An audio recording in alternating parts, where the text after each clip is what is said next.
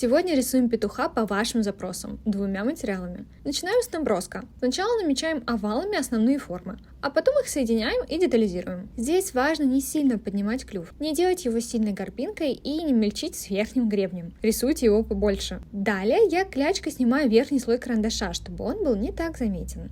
Гребень красный, петух у меня сам по себе рыжий, но чтобы не рисовать тени черным цветом, так как получится очень грязный рисунок, более темные участки я выделяю красным и коричневыми цветами. Черный только для небольшого контура.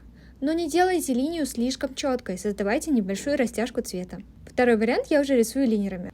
Начинаю с обводки основных элементов. И далее уже можно штриховать. В моем случае я предлагаю не реалистичную штриховку, а более художественную. Здесь главное направление линий. Основные элементы штрихую сверху вниз, а для детализации меняю направление. Вы тоже можете заказать желаемый мини-урок по рисованию, чего угодно. Под этим видео просто написать в комментарии. И мы обязательно запишем его специально для вас.